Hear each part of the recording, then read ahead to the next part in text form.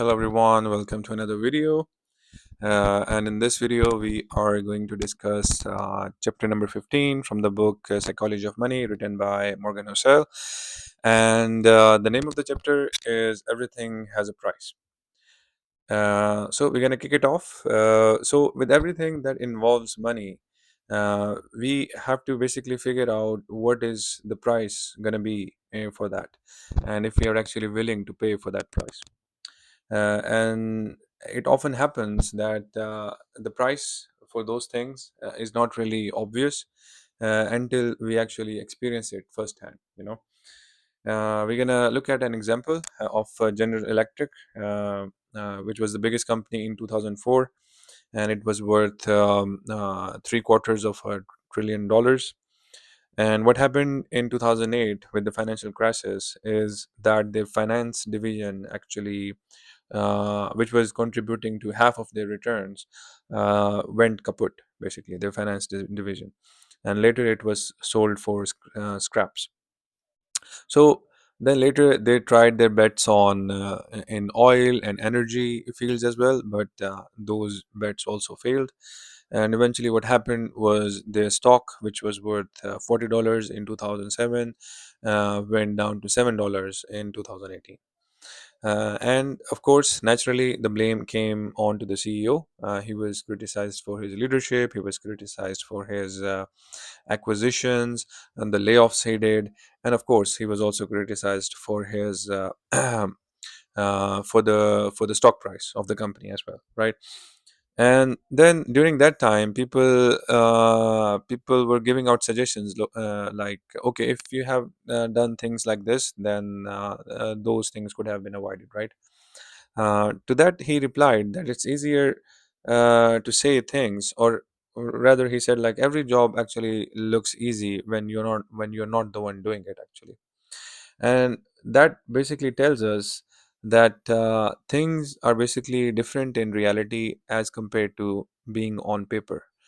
And what happens is, often we are not good at identifying the price of success, which makes it hard for us to actually pay for it.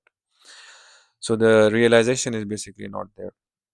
The S&P increased 119 folds in the last 50 years, and not in the last 50 years, but rather 50 years up until 2018. And if you look at this number, 119 folds, then you would say, like, it's very easy, it would be very easy for us to say that, okay, the best strategy in this case would be to just hold on to your money, right? But the thing is, it's easier said than done, because it's very hard to hold on to your money when you see that the market is going down. And that basically brings us to our point, which is that successful investing actually requires a price. And that price is not in money, it's not in dollars.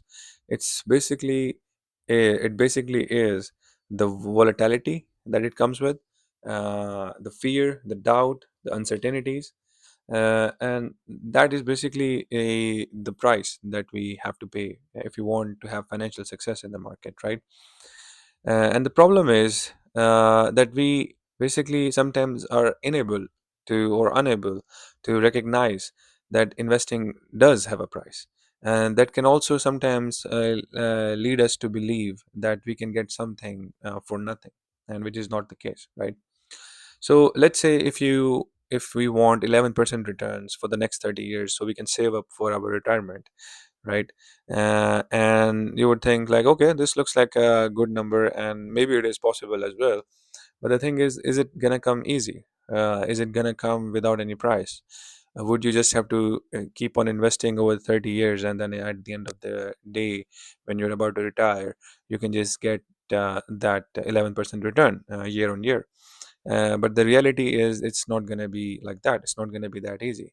The price that you will be paying is going to be the taunting from the market, the ups and downs in the market, the uncertainties in the market as well.